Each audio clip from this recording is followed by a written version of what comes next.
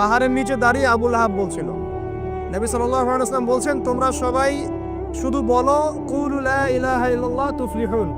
হে আমার চাচারা কুরাইশ বংশের যারা আছেন আপনারা, ইয়া মা'আশারাল কুরাইশ, আপনারা শুধু বলেন কুলু লা ইলাহা ইল্লাল্লাহ, খালি একবার বলেন যে লা ইলাহা ইল্লাল্লাহ তুফলিহুন, আপনারা সফল হয়ে যাবেন, আরব আজম উভয়ের রাজত্ব পাবেন। নবীজি বলছেন। তখন আবু লাহাব হাততালি দিয়ে বলছিল, এই জন্য আমাদেরকে এখানে একত্রিত করেছো? তখনই হাততালি দিয়ে পাথর নিয়ে রাসূল সাল্লাল্লাহু আলাইহি ওয়াসাল্লামের দিকে নিক্ষেপ করেছে। নাউযুবিল্লাহ। তো তখনই আল্লাহ পাক আয়াত নাজিল করলেন, কোন আয়াত? তাব্বাত ইয়াদা আবি লাহাবিন ওয়া তাব, ধ্বংস হোক আবু লাহাবের দুই হাত, যে দুই হাত দিয়ে সে পাথর নিক্ষেপ করেছে, ওয়া তাব, এবং সে নিজেও ধ্বংস হোক।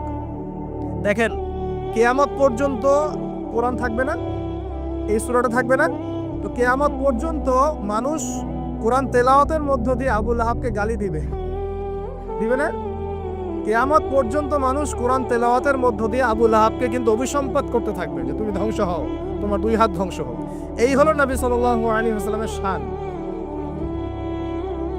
তাকে কষ্ট দিচ্ছে মানুষ, বলছে যে মুহাম্মদ সাল্লাল্লাহু আলাইহি ওয়াসাল্লাম এমন ব্যক্তি যার সন্তান জীবিত থাকে না, পুত্র সন্তান জীবিত থাকে না।